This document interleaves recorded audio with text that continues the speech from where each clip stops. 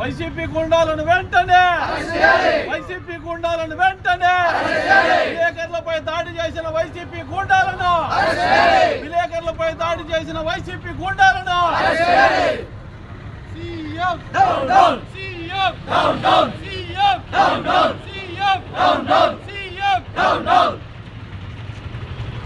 విలేకరులపై దాడి చేసిన వెంటనే అరెస్ట్ చేయాలి ఉండన్నా వెంటనే అరెస్ట్ చేయాలి విలేకరులపై దాడి చేసిన వైసీపీ గుండాలను వెంటనే అరెస్ట్ చేయాలి విలేకరులపై దాడి చేసిన వైసీపీ గుండాలను వెంటనే అరెస్ట్ చేయాలి we want justice we want justice we want justice down down down down arrest చేయాలి అరెస్ట్ చేయాలి down down down down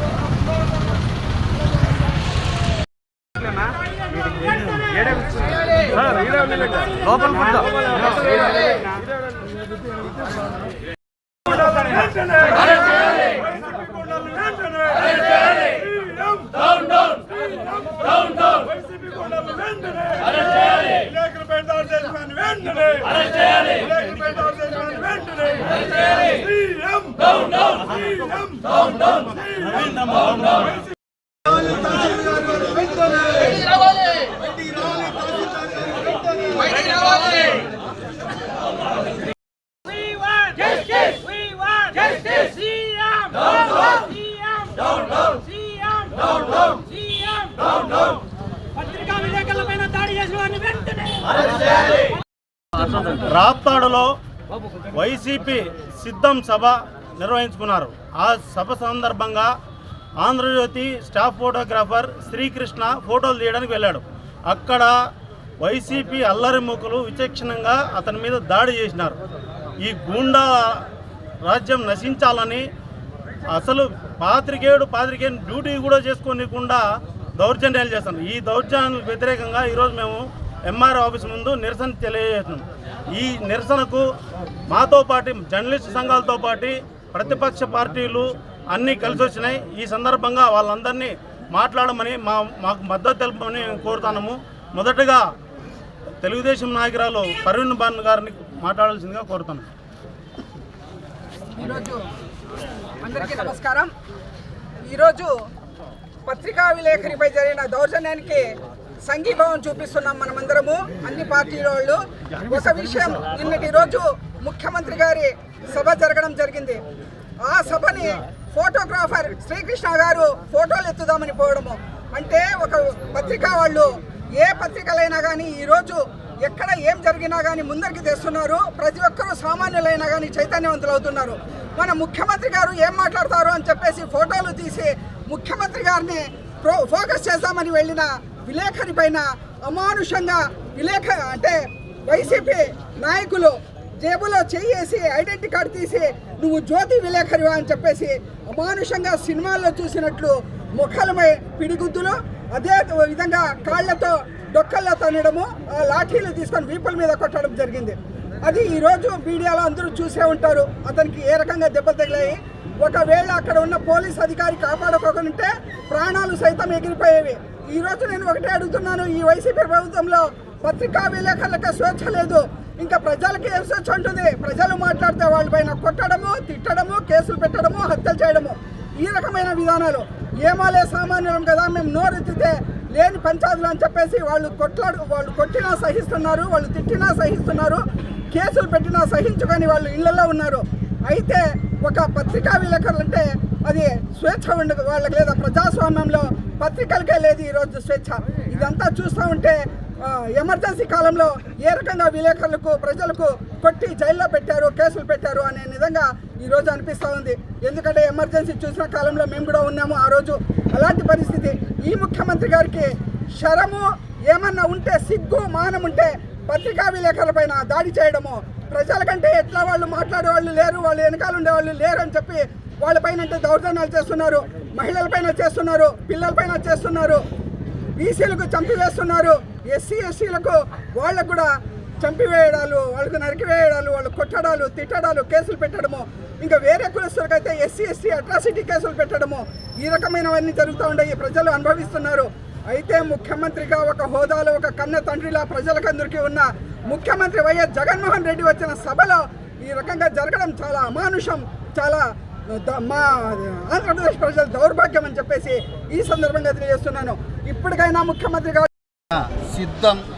యుద్ధం చేస్తాం, ప్రజల మీద యుద్ధం చేస్తామని చెప్పి రాష్ట్ర వ్యాప్తంగా ఉన్న ఆర్టీసీ వాహనాలను, ఆర్టీసీ బస్సులను ప్రయాణికులకు ఇబ్బంది కలగజేసి రాష్ట్ర వ్యాప్తంగా ఆర్టీసీ బస్సులను తీసుకొని వచ్చి రాప్తాడులో ఒక మీటింగ్ ఏర్పాటు చేశారు.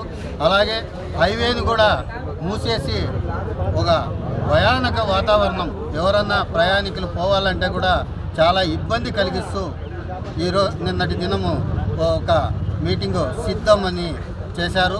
సంతోషం, మీరు సిద్ధం కాకుండా యుద్ధము ఏదైనా చేయండి, కాకపోతే మీ సిద్ధాన్ని, యుద్ధాన్ని ప్రజలకు తెలియజేయాల్సిన బాధ్యత ప్రతి ఒక్క పత్రికా విలేకరిపై ఉంటుంది.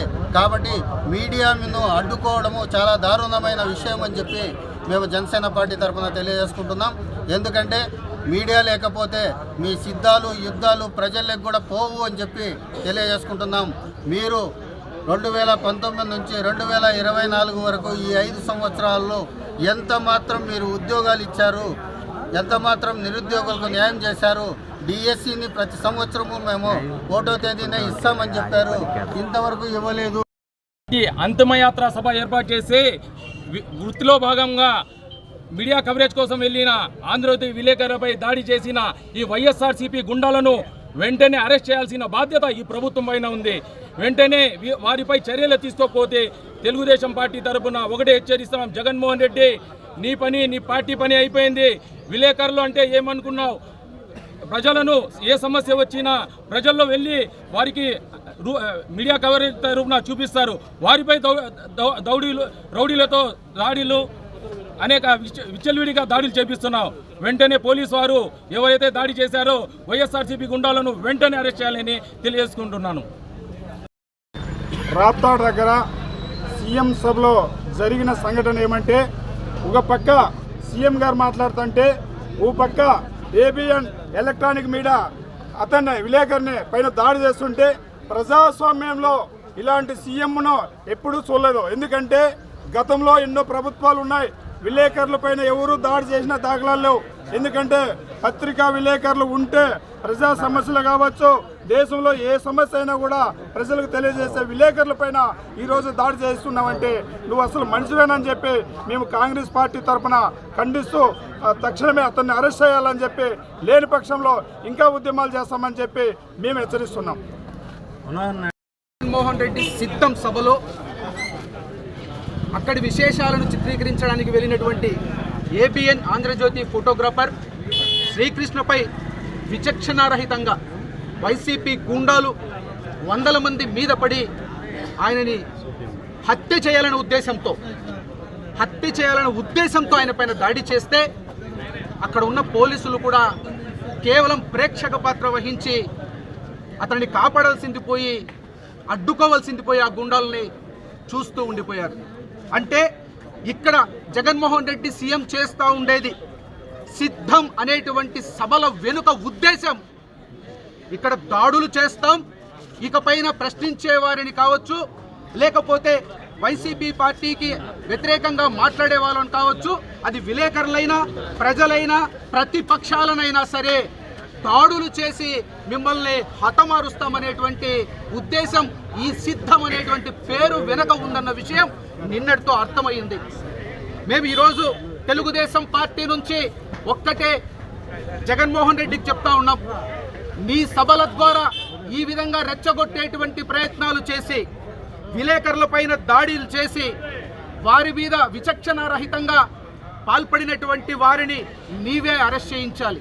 ఎందుకంటే అది నీ తప్పే, నీ కార్యకర్తలు నీ గూండాలు చేసినటువంటి పని కాబట్టి ఖచ్చితంగా నీవే చర్యలు తీసుకోవాలి. అలా తీసుకొని పక్షంలో ఉద్దేశపూర్వకంగానే ఇది దాడులు ఇలాగే చేస్తామని భయభ్రాంతులకు గురి చేసే ఆలోచన నీకు ఉందన్న విషయం అర్థమైపోతుంది.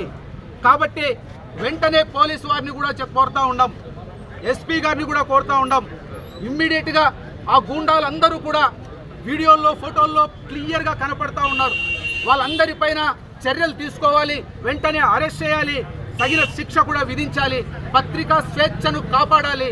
విలేకరులకు ఇకపైన ఇలాంటి దాడులు ఏవైనా జరిగితే ప్రజలు కూడా మీ పట్ల తిరగబడి కొట్టేటువంటి పరిస్థితి వస్తుంది. ఇది ఇప్పటికైనా గుర్తుపెట్టుకో.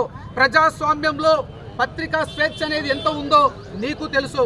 ప్రతి కార్యక్రమాన్ని కూడా చిత్రీకరించడానికి, అక్కడ విషయాలన్నీ ప్రజలకు తెలియజేయడానికి, ప్రజలకు ప్రభుత్వాలకు మధ్య వారధులుగా పనిచేసేటువంటి విలేకరులపైన దాడులు అవహేళనం. కాబట్టి మరొక్కసారి తెలుగుదేశం పార్టీ నుంచి కూడా మీకు హెచ్చరిక చేస్తూ ఉన్నాం. ఇప్పుడైతే ఏది దాడి జరిగిందో శ్రీకృష్ణపై, ఆ గూండాలను వెంటనే మీరు అరెస్ట్ చేయాలి, వారిపైన తగు చర్యలు తీసుకొని ఇక ముందు ఇలాంటివి పునరావృతం కాకుండా చూడాలనే బాధ్యత మీ పైన ఉందని మిమ్మల్ని హెచ్చరిస్తూ ఉన్నాం.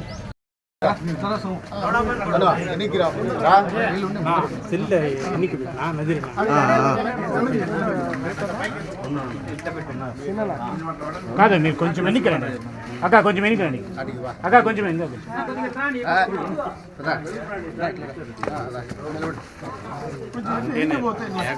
వెనక్కి వాళ్ళ